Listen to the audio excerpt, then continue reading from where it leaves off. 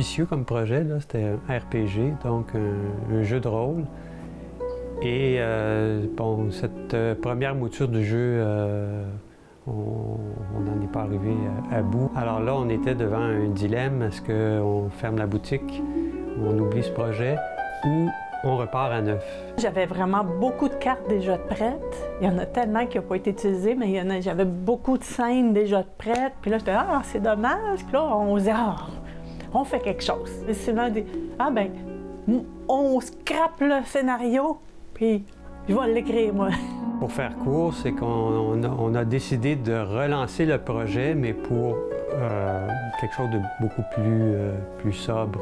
Donc, on a changé le paradigme du jeu qui est devenu un jeu pointé et cliqué, où le personnage joueur s'intéressait à la figure de Jésus de Nazareth.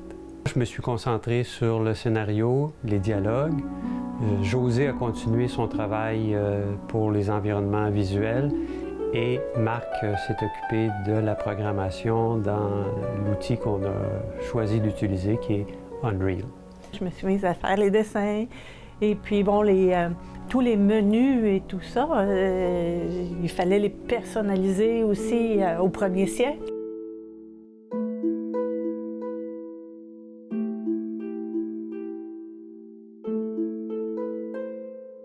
En 2005, dans une publication de l'OCQ, on disait que l'Église devrait changer son approche dans la catéchèse auprès des jeunes.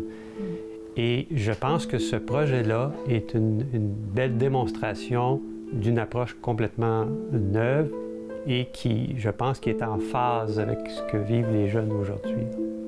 En fait, ça a pris environ 5 ans. Parce qu'on est une toute petite équipe et on n'a pas travaillé à temps complet sur le jeu, là. On faisait ça à temps perdu. Ça a été long, là, parce que dans le fond, chaque membre de la petite équipe devait porter plusieurs chapeaux, contrairement à dans l'industrie. C'est comme un film. On a eu le défi des animations, des personnages figurants. À un moment donné, dans un village, ben, il y a du monde. Il n'y avait pas de budget pour ça, là.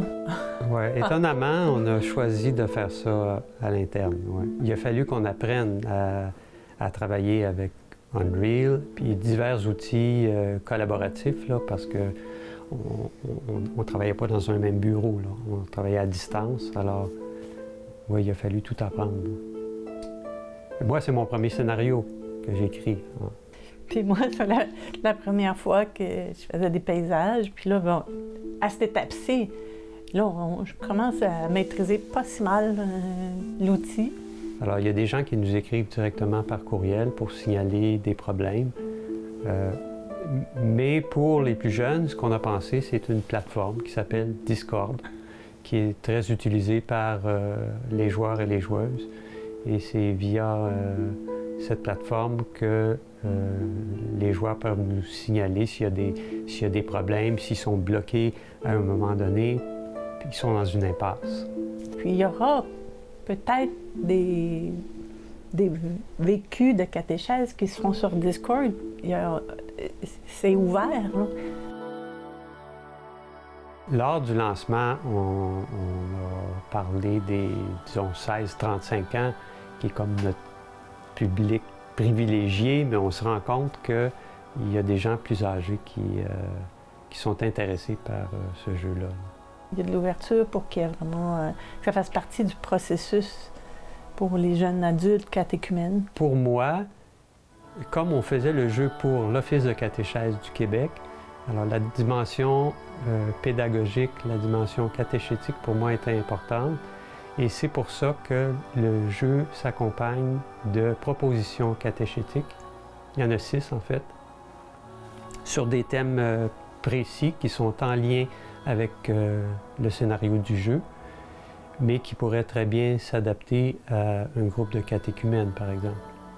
Ce jeu-là, il est unique en son genre dans toute la francophonie internationale, et puis qu'il y avait un besoin réel à ce niveau-là.